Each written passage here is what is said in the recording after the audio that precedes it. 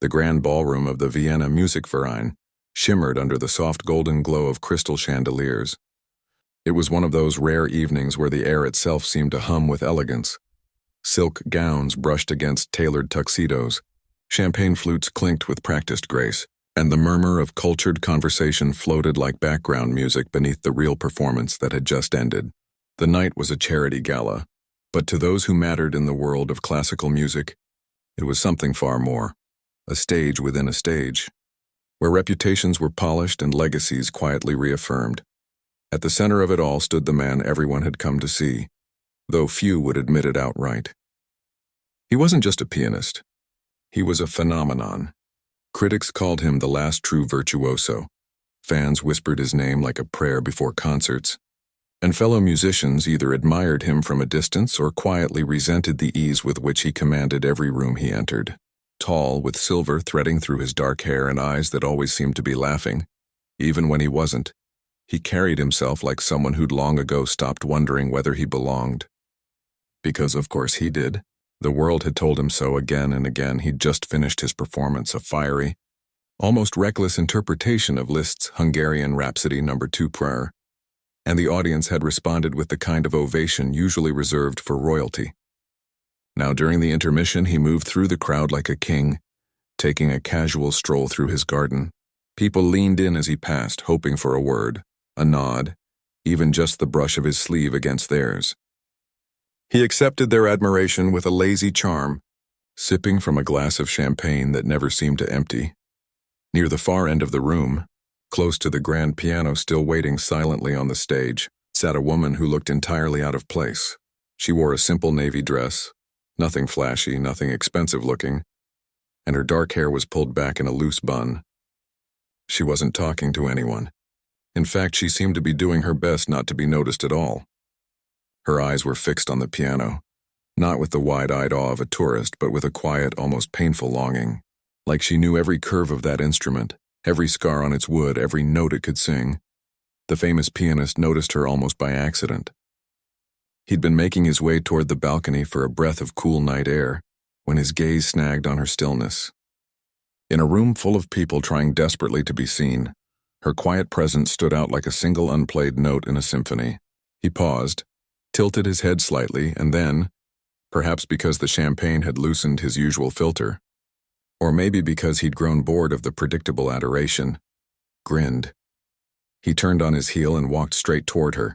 A few guests noticed and exchanged glances. What could he possibly want with her? He stopped a few feet away, glass in hand, smile still in place. "Enjoying the music?" he asked, voice smooth and warm, but with an edge of playful mischief underneath. The woman looked up, startled. For a second she didn't speak. Then softly, "Yes, very much. You're not with any of the sponsors, are you?" he asked, glancing around as if searching for a name tag or a familiar face. "No," she said.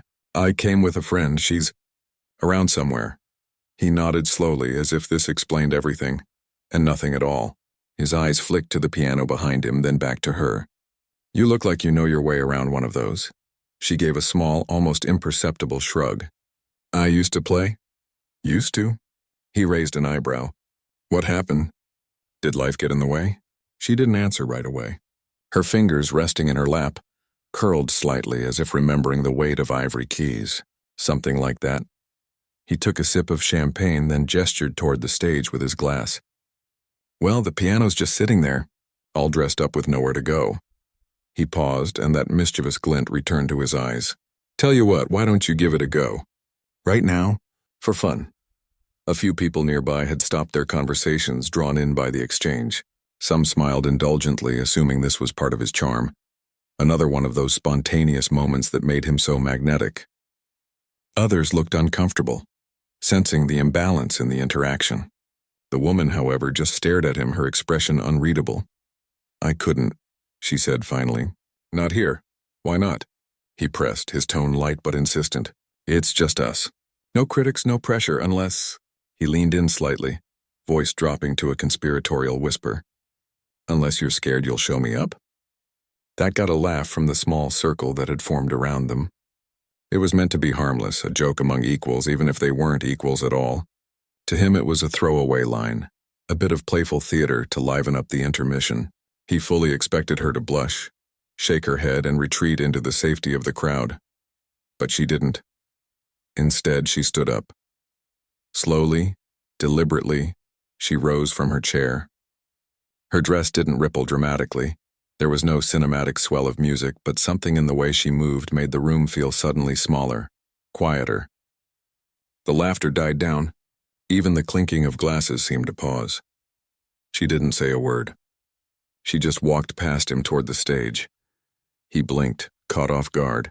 For the first time all evening, he wasn't leading the scene. He was watching it unfold without him. He turned to follow, half amused, half curious, as she stepped onto the platform and approached the grand piano, like it was an old friend she hadn't seen in years. The stagehands, who had been tidying up after his performance, froze. One of them started to step forward, probably to stop her, but the famous pianist raised a hand. "Let her," he said, though his voice lacked its usual confidence. "Let's see what she's got." She sat down on the bench, adjusted her posture, placed her hands above the keys but didn't press down. For a long moment she just sat there, eyes closed, breathing slowly. The audience, still milling about below, began to notice. Conversations tapered off. People turned. Someone whispered, "Who is that?" Then, without warning, her fingers descended. The first notes of Chopin's Ballade No. 1 in G minor filled the room, not timidly, not cautiously, but with a depth of feeling that seemed to pull the very air into its current. It wasn't just playing. It was storytelling. Every phrase unfolded like a memory being relived. Joy, sorrow, defiance, resignation, all woven together with a control so precise it felt effortless. The famous pianist stood at the edge of the stage, glass forgotten in his hand. His smile had vanished. His usual air of amused detachment was gone, replaced by something raw and unfamiliar. Awe, because this wasn't some amateur stumbling through a piece she'd memorized from YouTube. This was mastery, not the flashy, crowd-pleasing kind he specialized in, but something deeper, quieter, more human. She wasn't performing for them. She was speaking through the piano, and every person in that room suddenly found themselves leaning in, as if she'd just whispered a secret meant only for them. Halfway through the piece, a woman near the front wiped her eyes without realizing she was doing it. An older man who'd spent decades reviewing concerts sat perfectly still, his notepad untouched. Even the waiters stopped moving, trays held midair, caught in the spell. And the famous pianist? He took a step back, then another, until he was standing in the shadows just off stage. He didn't want to be seen, not because he was embarrassed, but because he suddenly felt like an intruder. This moment wasn't his. It belonged to her.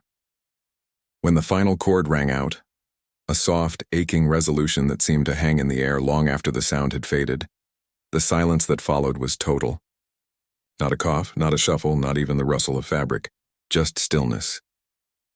Then, as if released from a trance, the room exploded. Not with polite applause, not with the measured clapping of a cultured audience giving its due respect, but with a roar. People surged to their feet. Some were crying. Others were shouting, "Bravo!" Though the word felt too small for what they'd just witnessed.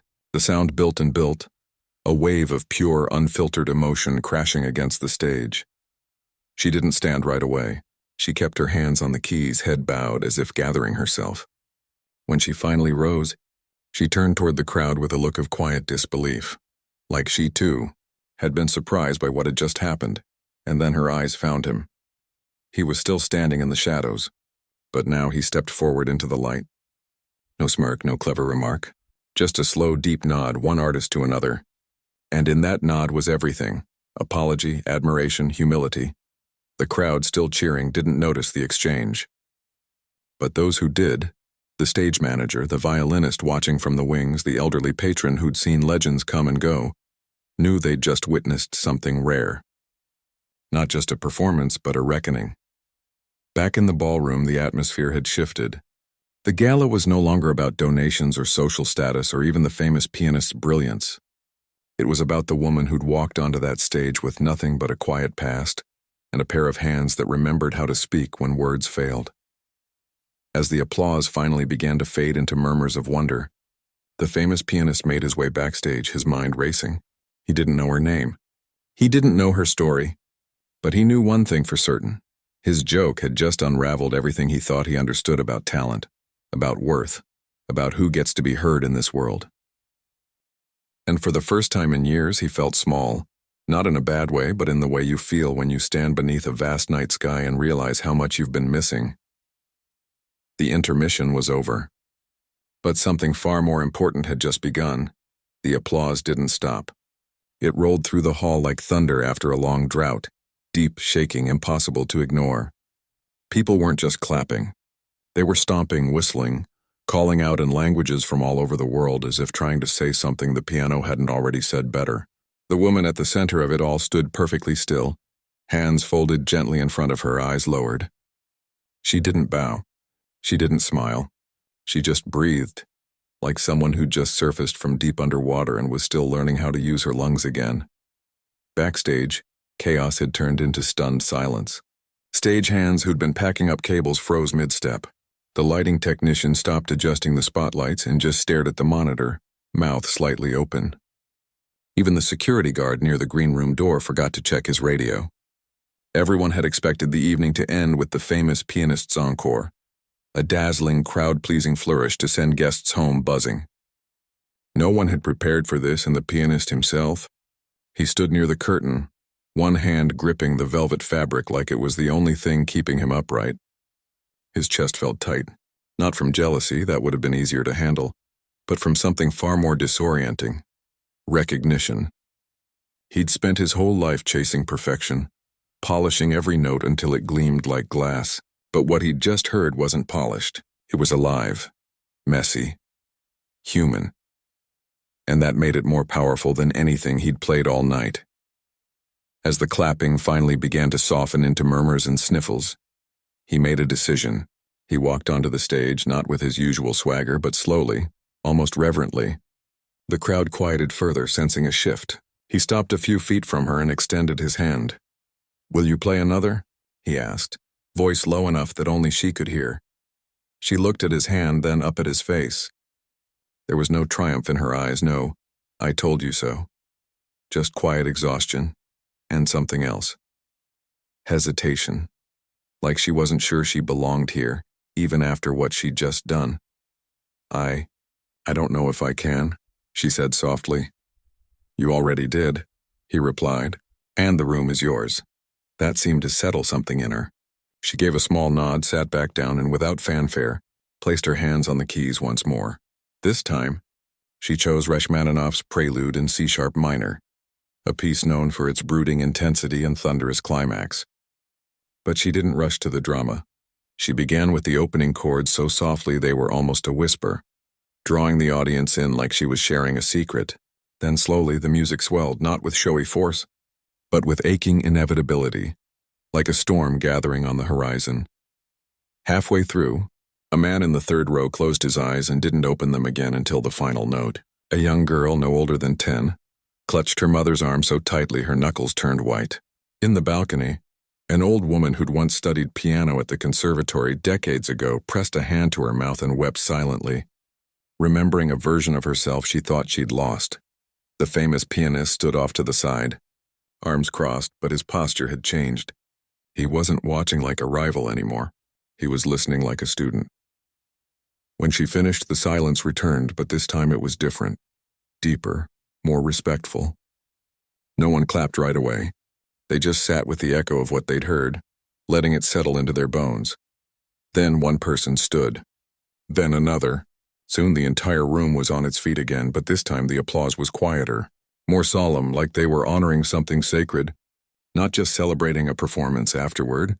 As guests began to gather their coats and whisper excitedly to one another, the woman slipped away from the piano. She didn't head for the dressing rooms or the exit. Instead, she walked toward the back of the stage where a narrow hallway led to the instrument storage area. She needed air, or space, or maybe just to be alone with the whirlwind inside her. But she didn't get far. "Wait," a voice called out. She turned. It was him, the famous pianist.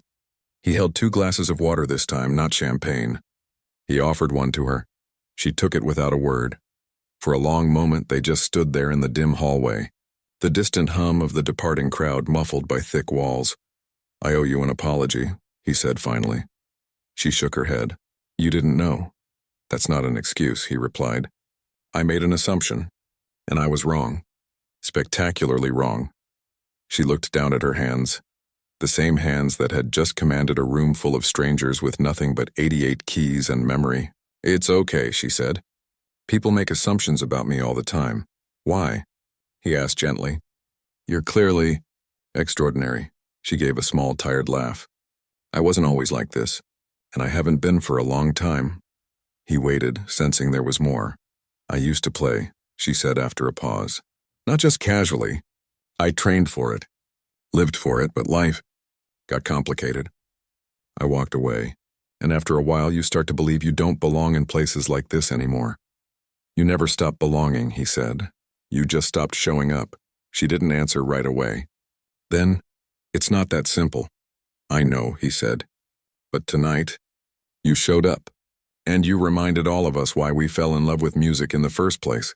She looked at him then, really looked, and saw something she hadn't expected. Sincerity. No ego, no agenda, just genuine wonder. Back in the main hall, phones were already lighting up. Someone had recorded part of her performance. Within minutes, clips were being shared, first among friends, then on social media. By the time the last guest left the building, her name, though no one knew it yet, was already trending in classical music circles. Who was the mystery pianist at the Vienna Gala? Read one post. This changed me, said another, attached to a shaky 45-second video of the Chopin Ballade. The next morning, the story spread like wildfire. News outlets picked it up. Music blogs dissected every note. Critics who hadn't even been there wrote passionate essays about the return of soul to classical performance. But the woman didn't see any of it. She was back in her small apartment on the outskirts of the city, sitting at a second-hand upright piano in her living room, staring at the keys as if they might bite her. Her hands trembled slightly. Not from nerves, but from the aftershock of remembering who she used to be. She hadn't planned to play last night. She'd only gone to support a friend, a former classmate who now worked for the charity hosting the gala. She'd sat in the back hoping to disappear into the crowd, but when the famous pianist called her out, something in her snapped. Not in anger, but in longing. It was as if her body remembered what her mind had tried to forget. That music wasn't just something she did. It was who she was, now the world knew. And that terrified her. Meanwhile, the pianist couldn't sleep. He replayed the performance in his head over and over, the way her left hand shaped the bass line like a heartbeat, the subtle rubato in the second theme, the way she let silence speak as loudly as sound. He'd spent years chasing technical perfection, but last night he'd witnessed something rarer, truth.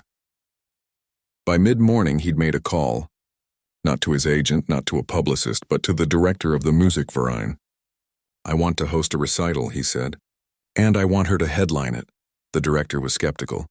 We don't even know her name. We'll find out, he said firmly. And when we do, we'll make sure she has everything she needs. He spent the rest of the day tracking her down. It wasn't easy. She wasn't on social media, didn't have a professional website, and hadn't performed publicly in over a decade. But he remembered her friend from the gala, the one she'd come with. Through a few well-placed calls and a bit of gentle persistence, he finally got a phone number. He dialed it himself. When she answered, her voice was cautious. Hello? It's me, he said. From last night, a pause. I know. I need to ask you something, another pause. Longer this time. Okay, will you play again? Not in some back room or private gathering. On that same stage. With lights and audience, the whole thing. I'll handle everything, the program, the promotion, the pressure. You just show up and play. She was quiet for so long he thought she'd hung up. I don't know if I can, she finally said. You already did, he repeated, echoing his words from the stage. And the world needs to hear it again. She didn't say yes.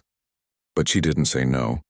Over the next few days, messages poured in, some from strangers, some from old teachers, even a few from former rivals who'd once dismissed her as too emotional for the classical world.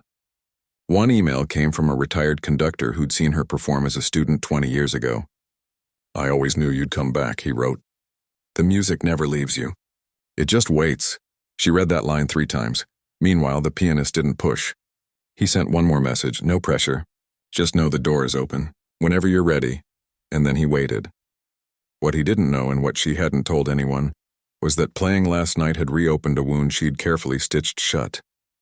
Years ago, after a promising start at the conservatory, she'd suffered a hand injury during a rehearsal, not serious enough to end her career, but enough to shake her confidence. Then, just as she was recovering, her mentor, the one person who believed in her completely, passed away suddenly. Grief and doubt wrapped around her like chains. She stopped performing, stopped practicing. Eventually, she stopped believing she had anything left to give. But last night the chains had broken. One evening, she sat at her old upright piano and played the Chopin ballad again, just for herself. This time her hands didn't shake. The notes came easily, like they'd been waiting for her all along. And for the first time in years, she didn't feel like an imposter. She felt like herself. The next morning, she called him back. "I'll do it," she said. He didn't cheer, didn't gloat. Just said thank you.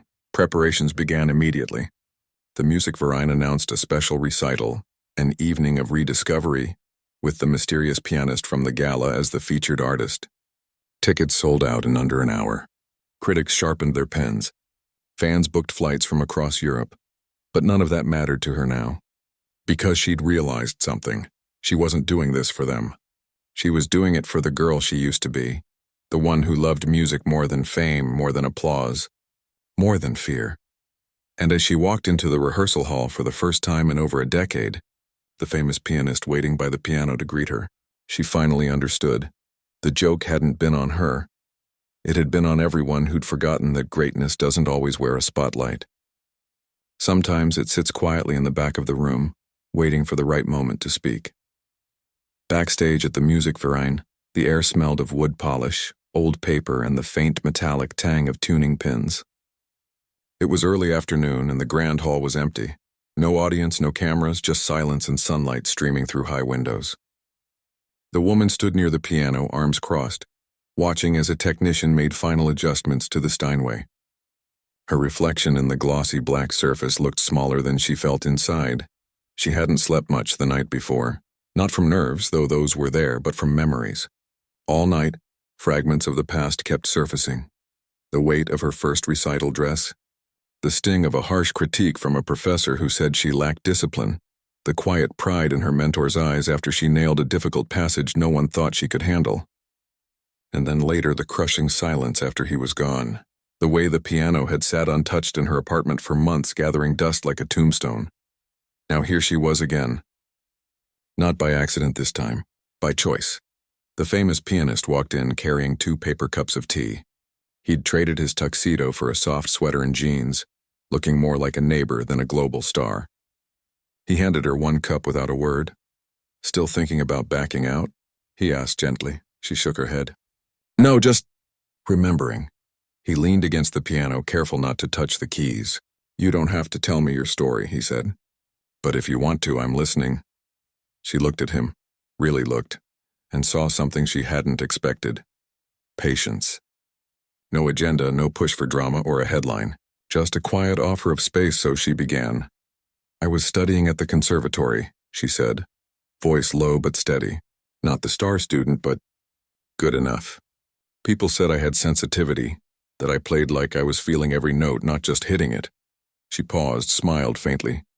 "My teacher, he was the one who believed in that. He said music wasn't math. It was breath. It was heartbeat." The pianist nodded. He knew the type. The kind of teacher who saw music as a living thing, not a competition. "Then during a rehearsal for a competition, I slipped," she continued. "Not badly, just a twist of the wrist. But it threw everything off. My timing, my confidence. I tried to push through, but the pain, it wasn't just physical. It was like my hands forgot how to trust themselves." She took a slow sip of tea, her gaze drifting to the piano. "I was recovering when he passed away. My teacher. Heart attack. Just like that." She snapped her fingers softly. "One day he was giving me notes on a Schumann piece, the next, gone." The silence stretched between them, filled only by the distant hum of the city outside. "I stopped playing after that," she said, "not all at once. At first I'd sit at the piano and just stare. Then I'd play a few bars and stop. Eventually, I didn't even go near it. I got a job tuning pianos, ironic, right? And taught kids basic scales. Safe, simple, no expectations. She looked down at her hands. For years, I told myself I was happy. And maybe I was, in a way. But last week, when you called me up on that stage, it wasn't bravery. It was grief. Or maybe longing. I just missed it. Missed me. The pianist didn't interrupt. He just listened, his expression softening with every word. You know, he said after a while, I've played for presidents, for royalty, in halls packed with thousands, but I can't remember the last time I played something that scared me. She looked up, surprised. I play what I know I can master, he admitted. What I know will get applause. But real music, the kind that changes people, it comes from the places we're afraid to go. You went there last week, and you brought everyone with you. She didn't know what to say to that, so she just nodded. Over the next few days, they rehearsed together, not as teacher and student, but as equals. He didn't try to fix her playing. Instead, he asked questions. Why that pause there? What are you feeling in this passage? He listened like he was discovering the music for the first time, even though he'd played these pieces 100 times himself. One afternoon during a break, she asked him something that had been bothering her. Why are you doing this? Really? You could have just let last week be a nice story and moved on, but you're putting your name behind me. Why? He was quiet for a moment, staring out the window at the spire of a distant church. Because I needed to be reminded, he said finally. Reminded that music isn't about perfection. It's about honesty, and last week you were more honest in 3 minutes than I've been in 30 years. She felt a lump rise in her throat but said nothing. He turned to her. Also, I was wrong, and I hate being wrong, but I needed to make it right. That night she went home and dug out an old notebook from the back of her closet. Inside were handwritten notes from her teacher, corrections, encouragements, little doodles in the margins. On the last page in his messy script he'd written, "Play like no one is listening. That's when they'll hear you." She cried for the first time in years, not from sadness but from relief. Like a door she'd locked long ago had finally been opened from the other side. As the recital date drew closer, the world outside grew louder. Interviews were requested, documentaries proposed, a major record label sent a contract, but she turned them all down for now. After the concert, she told the pianist, "If I still want to," he respected that. "Your story isn't theirs to sell," he said. "It's yours to live." The day before the performance, they ran through the full program one last time. She played Liszt's Consolation No. 3, then a haunting piece by Clara Schumann, and finally her own composition, a short, wordless elegy she'd written for her teacher years ago but never shared. When she finished, the pianist didn't clap. He just sat in silence for a full minute, eyes closed. "That last piece," he said quietly, "that's the one they'll remember." "Why?" "Because it's yours. Not Chopin's, not Rachmaninoff's. Yours." And that's rare. That evening, she walked through the quiet streets of Vienna, past cafes closing for the night and couples strolling arm in arm. She didn't feel nervous anymore.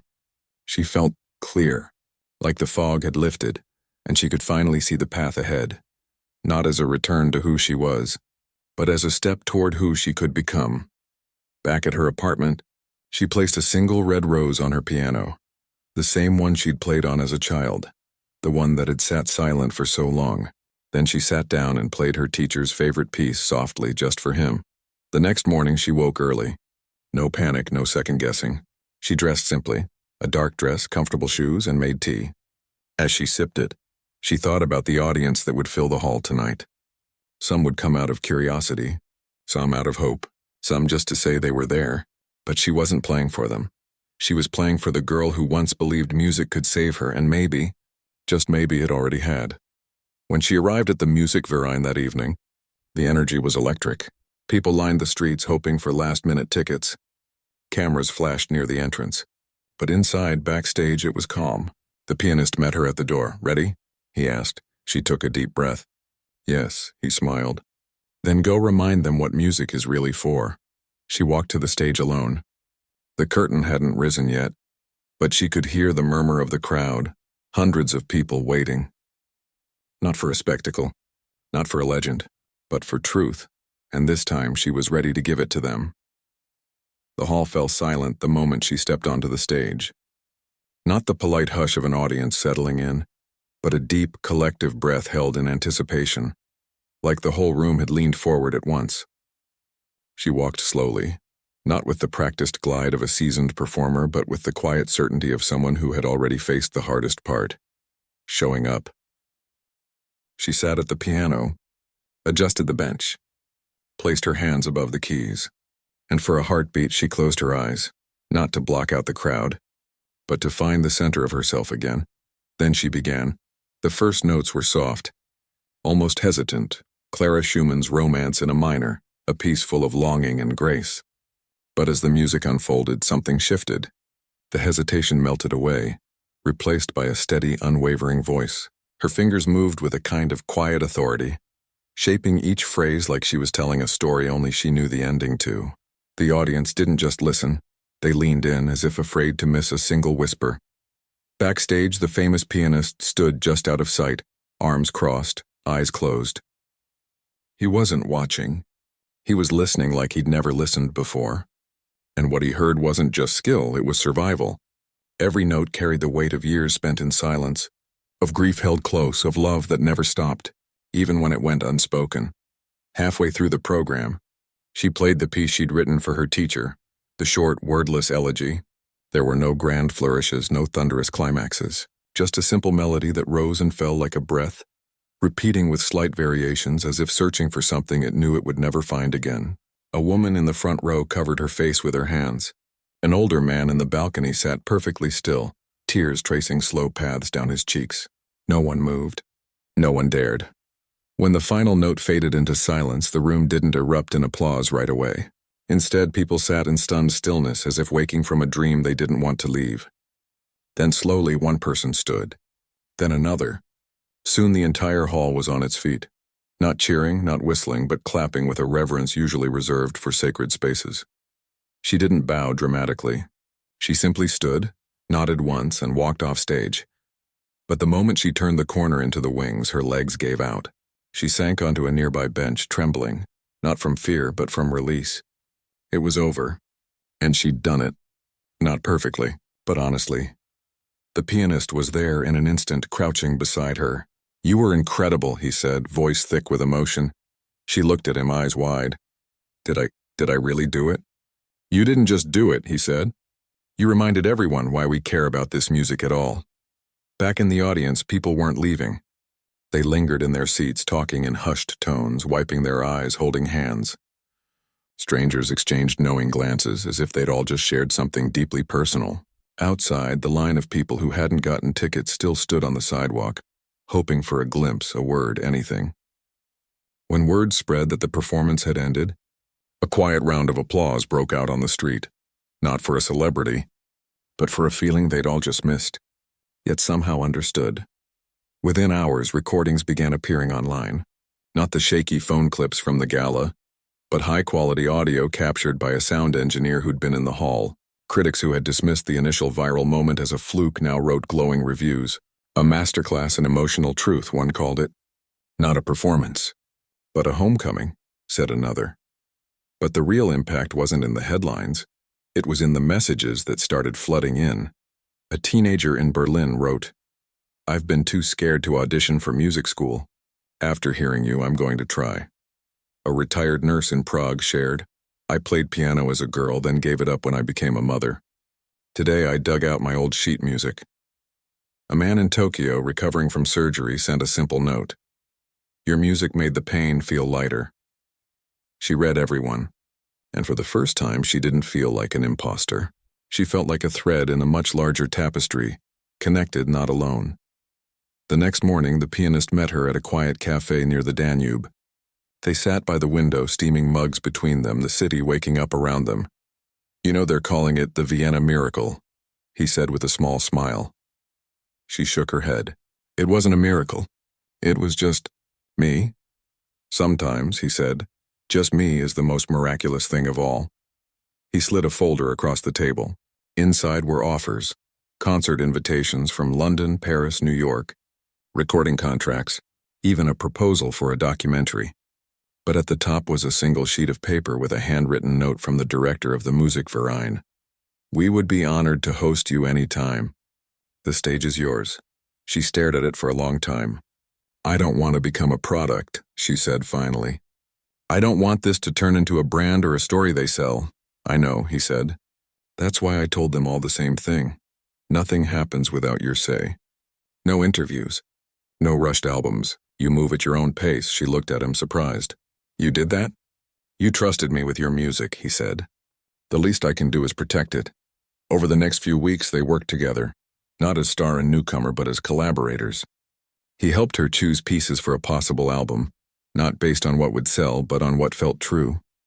She in turn challenged him to revisit works he'd long avoided because they weren't flashy enough.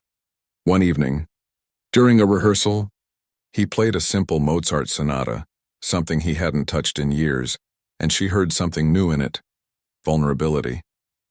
"You're learning too," she said afterward. He laughed softly. "Turns out I still have teachers." Their friendship deepened in quiet ways. They'd meet for coffee, talk about music, life, loss, never pushing, never performing. He introduced her to composers she'd never heard of. She showed him how to listen to silence between notes. It wasn't mentorship. It was mutual rediscovery. Meanwhile, the world kept watching, but gently. The media, for once, seemed to understand that this wasn't a spectacle to be exploited, but a moment to be honored. Articles focused less on the mystery woman and more on the power of second chances. Music schools reported a surge in adult learners. Piano stores saw a spike in sales of beginner instruments. And through it all, she stayed grounded. She still tuned pianos on Tuesdays. She still taught children on Thursday afternoons. She didn't move to a fancy apartment or buy designer clothes. She just kept playing, now with open doors but the same heart. One rainy afternoon, she visited her teacher's grave for the first time in years. She didn't bring flowers. She brought sheet music, the elegy she'd played at the recital. She placed it gently on the stone, then sat on the wet grass and played a few bars on an imaginary keyboard with her fingers. "I made it back," she whispered, "and I brought your lessons with me." As spring turned to summer, plans for her debut album began to take shape. They recorded in a small studio with natural light and wooden floors. No fancy effects, just piano and presence. She insisted on including the elegy. "It's not perfect," she told the engineer, "but it's real." The pianist produced it himself, not for profit, but as a gift. "This isn't my project," he told her. "It's yours. I'm just helping you share it." When the final master was ready, they listened to it together in the empty studio. No lights, just the glow of the console. When it ended, neither spoke for a long time. Then he said, "Your teacher would be proud." She smiled through tears. I think he already knew. The album's release date was set for early autumn. No big launch party. No red carpet. Just a quiet announcement and a note. For everyone who ever stopped playing and wondered if they could start again. And as the world prepared to listen, she sat at her old upright piano in her apartment, playing not for an audience but for herself, because she'd finally learned the most important lesson of all. Music wasn't about being heard by the world. It was about remembering how to hear yourself. The morning of the album launch concert dawned soft and golden, the kind of autumn day that feels like a deep breath after a long storm. Leaves swirled in gentle eddies along the cobblestone streets of Vienna, and the air carried the faint scent of roasted chestnuts and damp earth. Inside her small apartment, the woman sat at her piano. Not the grand Steinway of concert halls, but the old upright with chipped keys and a slightly sticky middle C. She wasn't practicing. She was just playing softly for no one but herself. A simple melody, one she'd made up that morning, full of quiet gratitude and gentle resolve. This wasn't the nervous energy of before. This was calm. Clarity. She'd done the hard part, facing the silence, stepping back into the light, sharing something deeply personal with strangers. Now she was just here, present, and that felt like enough. Later that afternoon, she arrived at the Musikverein not through the grand front entrance, but through the side door used by musicians and crew. No cameras waited, no crowd gathered, just a few familiar faces. A stagehand who nodded warmly, a lighting technician who gave her a thumbs up, the same elderly piano tuner who'd worked the gala months ago and now smiled like he'd known all along. Backstage, The famous pianist was already there, adjusting the bench on the second piano. The stage had been set for 2 instruments side by side, an unusual sight for a solo recital. But tonight wasn't just about one voice. It was about conversation, collaboration, healing. "You ready?" he asked as she walked in. She looked at the 2 pianos, then at him. "I think I've been ready for a long time. I just didn't know it," he smiled. "Good, because tonight isn't just your night. It's ours." The concert hall filled slowly, not with the usual glittering elite, but with a different kind of audience: music teachers, former students, people who'd written her letters, even a few who'd traveled from other countries just to hear her play live. There were no celebrities in the front row, no critics with sharpened pens. Just ordinary people who'd been moved by something real. When the lights dimmed, she walked on stage alone. The applause was warm, respectful, but not overwhelming. They weren't here for spectacle. They were here for connection. She began with a solo piece, her own composition, the elegy she'd written years ago. This time she played it not as a farewell, but as a bridge. The notes carried the same sorrow, but now there was something new woven through them. Hope. When she finished, the silence was thick with shared emotion. No one clapped right away. They just sat with it, letting it settle like dust after a long journey. Then, the pianist joined her. They played Schubert's Fantasia in F minor for piano 4 hands, a piece built on dialogue, on listening, on giving space. Their hands moved in harmony, not competition. At one point, he played a delicate phrase, and she answered not with flash, but with a single, sustained note that hung in the air like a question. He smiled without looking at her. She smiled back without turning her head. They didn't need to. The music said it all. After the Schubert, she stood and faced the audience. For the first time, she spoke. "I didn't plan to be here," she began, voice steady but soft. "For a long time, I thought my music was over, that I'd lost it or maybe it had left me. But what I've learned is that music doesn't leave. It waits. It hides in the quiet places, in the hum of a tuning fork, in the memory of a teacher's voice, in the courage to try again." She paused, glancing at the pianist who stood just behind her, arms crossed, listening like the rest of them. "I used to think I had to be perfect to be worthy of this stage. But real music isn't about perfection. It's about truth. And tonight I'm just grateful, to be honest." The audience didn't cheer. They nodded. Some wiped their eyes. Others simply held their breath as if afraid to break the spell. The rest of the program flowed like a conversation. Her solo pieces, his solo pieces, then more duets. He played a Liszt piece with more restraint than usual, as if he'd learned to leave room for silence. She played a Chopin nocturne with a tenderness that made even seasoned listeners lean forward. And when they played together again, a gentle arrangement of a folk melody neither had planned, but both seemed to know by heart. The hall felt less like a concert space and more like a living room where friends had gathered to share something precious.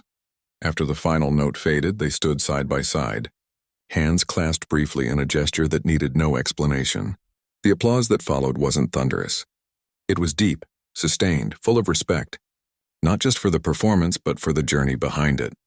Later, at a small gathering in the green room, just a few close friends, the venue staff, and a couple of longtime colleagues, the mood was quiet, joyful.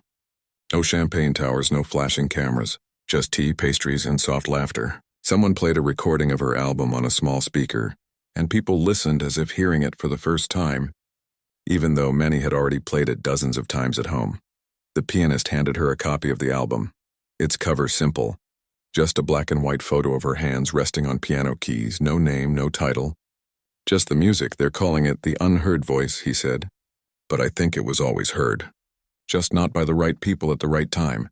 She looked at the cover, then at him. "Thank you for not letting me disappear." "I didn't do anything," he said. "You came back on your own. I just held the door open." In the weeks that followed, the album spread quietly but deeply. It didn't top pop charts or win flashy awards, but it found its people.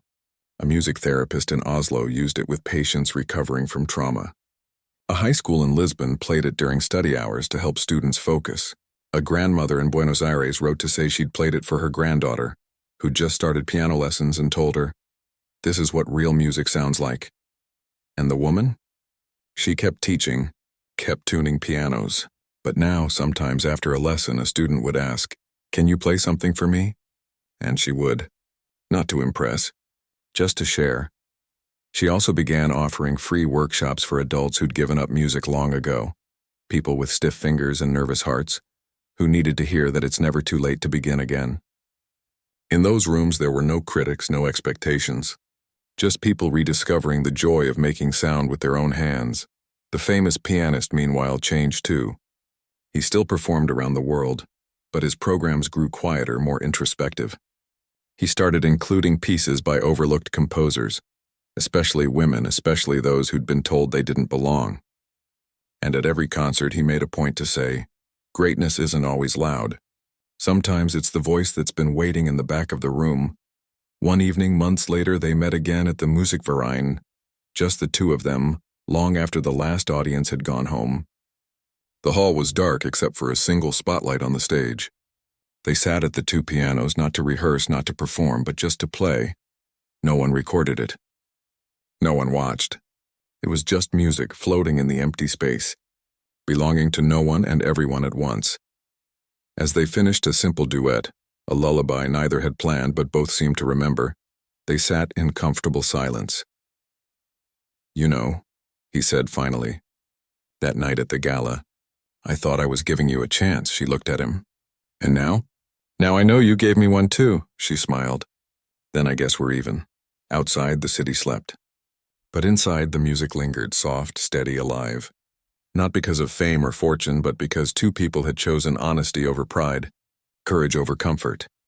And in doing so, reminded the world that the most powerful notes are often the ones played not for applause, but for the simple, sacred act of being heard. And in that truth, they and everyone who listened found something rare: peace. There was no grand finale, no final bow that closed the story like a book snapped shut. Life didn't work that way. Not for music, not for people, not for second chances. What followed the concert wasn't an ending, but a quiet unfolding, like the slow opening of a flower long kept in the shade. In the months after the album release, something unexpected happened. The woman didn't become a global star in the way the industry usually defines it. No magazine covers, no world tours, no viral dance challenges set to her Chopin. Instead, she became something rarer, a presence, a steady, grounding voice in a world that often shouted to be heard. Her music didn't chase attention. It invited reflection, and people responded not with frenzy but with loyalty. Letters kept arriving, not just from fans but from teachers, therapists, even hospice workers, who played her recordings for patients in their final days. One note written on lined notebook paper in shaky handwriting read, "My husband couldn't speak anymore, but when your music played, he squeezed my hand 3 times. That was his 'I love you. Thank you for giving us that.'" She kept that letter on her piano, tucked under the lid where only she would see it. She still lived in the same apartment. Still took the tram to work. Still taught children how to find middle C without fear. But now sometimes a parent would linger after class, eyes glistening, and say, "I used to play too, maybe I'll start again." And she'd just nod and say, "The piano's always waiting." Meanwhile, the famous pianist began doing something he hadn't done in decades, saying no. No to flashy festivals that wanted him to recreate the magic of the gala. No to producers who wanted to turn their story into a scripted drama. He turned down more money than most people see in a lifetime, all to protect what had grown between them, not a brand, not a trend, but a shared belief that music should serve the soul, not the spotlight. Instead, he started a small foundation, not with press releases or gala dinners, but with quiet action. He funded scholarships for adult learners, repaired old pianos for community centers, and even helped convert a disused church in a rural town into a rehearsal space for musicians who couldn't afford studio time. When asked why, he'd simply say, "Someone once reminded me that music belongs to everyone. I'm just trying to return it." One spring morning, they met at a train station on the outskirts of the city. She carried a small suitcase. He had a worn leather satchel slung over his shoulder. They weren't heading to a concert hall or a recording studio. They were going to a village 2 hours away, where a local school had invited her to play for students who'd never seen a grand piano in person. The train ride was peaceful. Sunlight streamed through the windows, painting golden stripes across the seats. They didn't talk much. They didn't need to. Sometimes he'd hum a melody under his breath and she'd pick it up on her lap, tapping the rhythm with her fingers. It wasn't performance. It was companionship. When they arrived, the school was modest. Peeling paint, mismatched chairs, a chalkboard still smudged from morning math class. But the children's eyes lit up the moment they saw the piano being wheeled in by volunteers. It wasn't a Steinway. It was an old upright, slightly out of tune with a missing key cover, but to them it might as well have been magic. She didn't play Liszt or Rachmaninoff. She played simple folk songs, nursery rhymes, even a little boogie-woogie that made the kids laugh and clap along. Then she invited them to come forward one by one and press a key, any key, and listen to the sound it made. Every note matters, she told them, even the quiet ones. Afterward, a shy boy with glasses tugged at her sleeve. "Can you teach me to play like that?" he asked. She knelt so they were eye to eye. "I can teach you to play like you. That's the only way that matters." Back on the train home, the pianist watched her stare out the window, a small smile on her face. "You're good with them," he said. "They remind me of me," she replied. "Before I forgot." That summer, she released a second album, but this one was different. It included recordings of students playing their first pieces, layered gently beneath her piano. A child's hesitant scale became the foundation for a Chopin prelude. A teenager's stumbling attempt at Für Elise wove into a new composition about patience. It wasn't polished. It was alive. And critics, for once, didn't complain about imperfection. They called it a love letter to the act of beginning. The album didn't chart, but it found its way into music classrooms across Europe. Teachers used it to show students that mistakes weren't failures. They were part of the music. As the years passed, their paths continued to cross, not as mentor and protege, not as star and rediscovered talent, but as equals who'd walked through fire and come out changed. They performed together occasionally, always in intimate settings: a library reading room, a hospital courtyard, a community center on a rainy Tuesday night.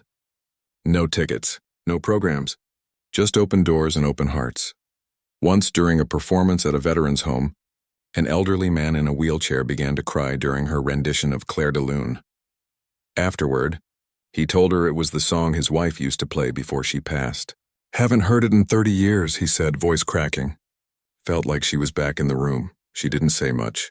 She just sat with him for a while, holding his hand while the rain tapped softly on the window. That night, she wrote in her journal, "Music isn't mine to keep. It's mine to pass on." The world kept spinning. Trends came and went.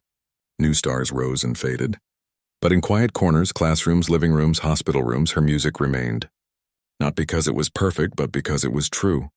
And the famous pianist? He never again introduced her as the woman I once joked with.